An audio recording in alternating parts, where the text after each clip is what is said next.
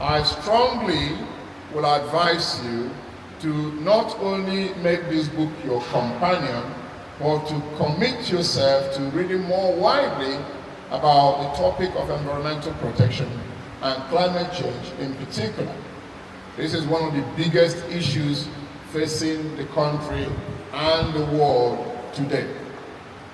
Even the bombing of Iran, the abduction of Maduro in Venezuela, these things are all connected to climate change. Why? Because it is the US that is trying hard to rewrite the story, to push hard on their extraction of their gas and oil. They have pulled out of many of the global climate conventions. So all of these things that are happening are actually linked to what we call the geopolitics of energy and the geopolitics of climate change. There is hardly anything, any major incident that you will see in the world today that you cannot explain somehow one word or another, directly or indirectly, to climate change or climate policy. China controls nearly 80% of the global green minerals. Did you learn about green minerals? Did you learn about green minerals yesterday or today?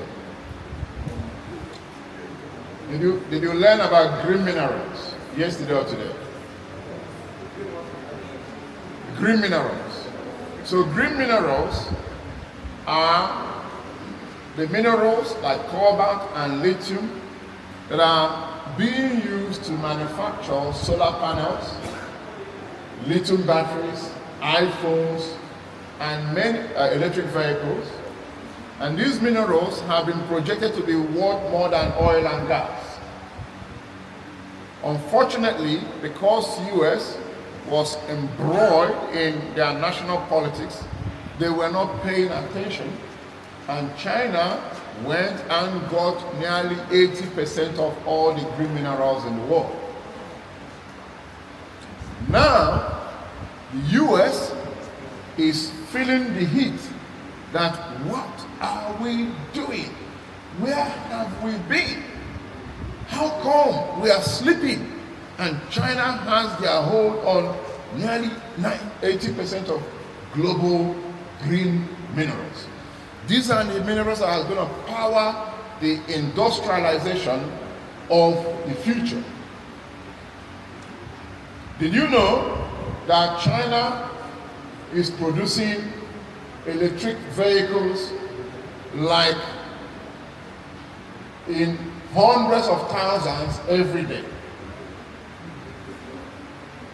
And now Chinese electric vehicles cost far cheaper than the US electric vehicles.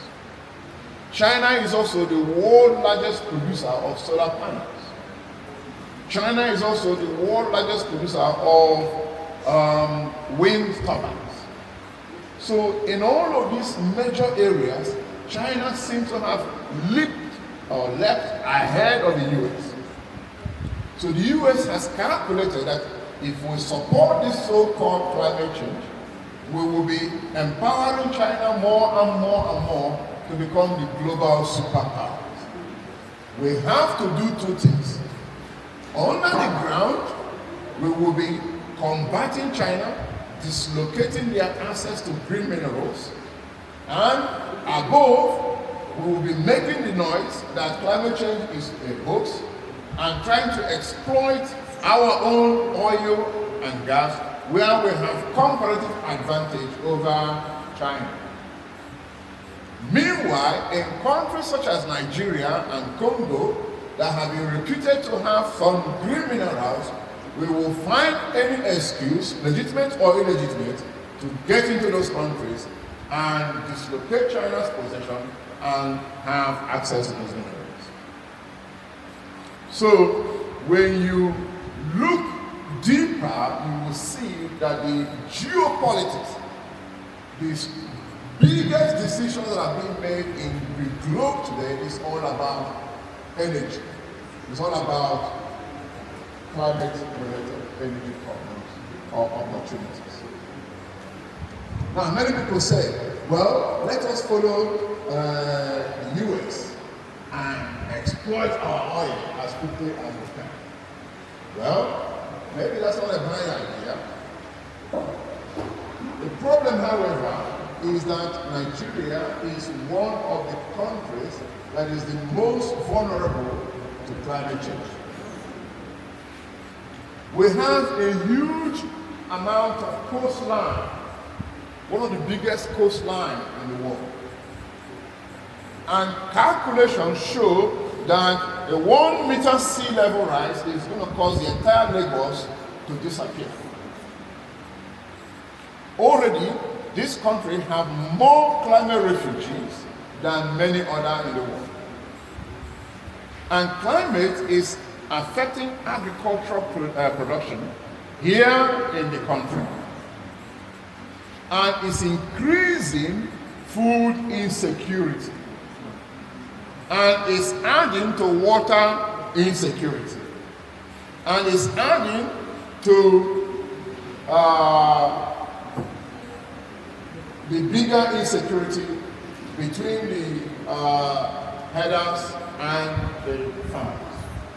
So if you say, well, let's forget climate change and grab our oil, and then we cause more problems for our people, so more food insecurity, more flooding, more climate disasters, we are the ones that are still going to pay the price. If we abandon our oil, on the other hand, and we don't have anywhere to pay our debt, we are going to suffer economic and financial disaster as well. So when it comes to Nigeria, when it comes to climate change, Nigeria is in between the hard rock and the sea. If we fail to act, we are sick. We're sick. If we act rashly, we also are sick. This is why it is important that we get our policies right, that we tread very cautiously, but very smartly. What I would advise is that we do almost like China. We say, okay, we're going to get our oil and our gas, but we also will have to press very hard, aggressively on, green opportunities. We're going to start to get our energy from solar, because Nigeria has one of the best irradiance in the world, 16%.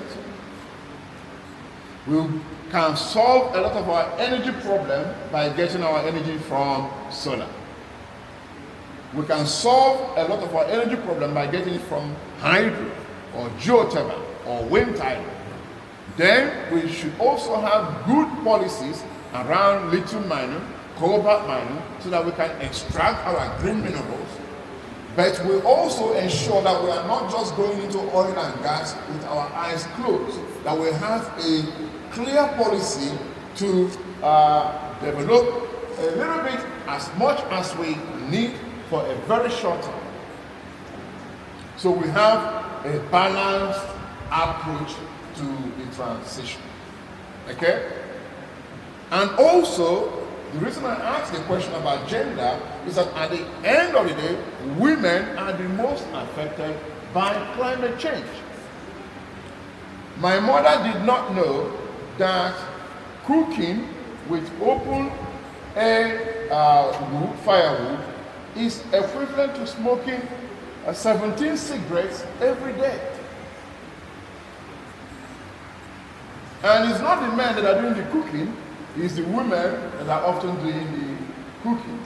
It's also women that have to travel further to go and fetch the wood or fetch the water, because climate change is drying up the forest and drying up the well. So this is also an issue that women can campaign very hard about, because climate change is causing a lot of women to to die early, and also depriving our girls from going to school when they travel farther distances to get water or to get wood. Okay? And by the way, even the impact of climate change on our agricultural system affects women the most, because most times these are the women that are also farming, engaging in subsistence farming to feed their families. And when their crop fails, they are very devastated and deprived of their sources of livelihood. But there are many opportunities to make money from climate change these days. So this is a big issue. Many people that I know can make a lot of money by just gathering the plastics, crushing them, and shipping them to China. Okay? That's what we call climate finance, through reforestation as well. Solar energy is a major source of money. And there are also a lot of opportunities to become global leaders by taking a strong advocacy role on climate change. So don't present this as a problem that we have to solve.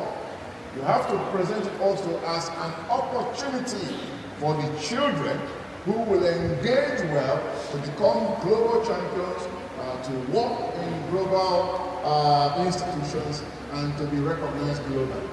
How many of you know that yesterday there was a renewable climate rally in Abuja?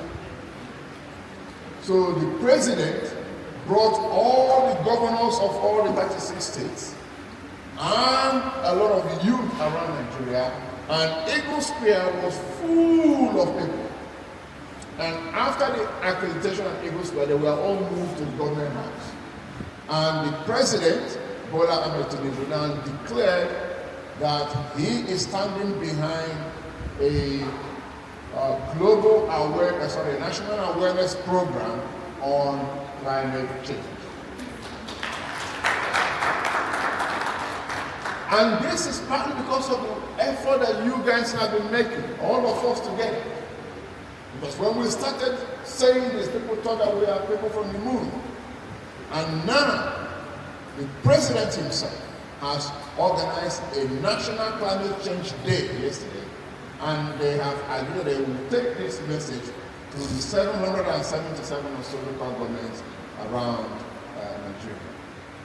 So you are really learning something that is going to make you so special in your schools. But to whom much is given, much is expected.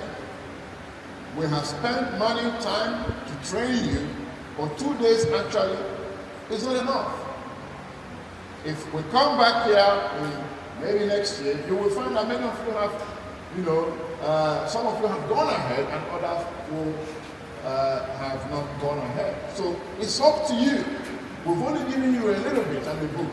What you make of it will be mostly essentially now down to your effort in reading widely, but also calling my team, asking them questions, engaging with them, and furthering your own understanding. So congratulations to all of you for being nominated and for attending. And I look forward to working with you through mostly my team to help you to increase your knowledge, to form the clubs, and to impart this knowledge to your learners. Thank you so very much. And yeah.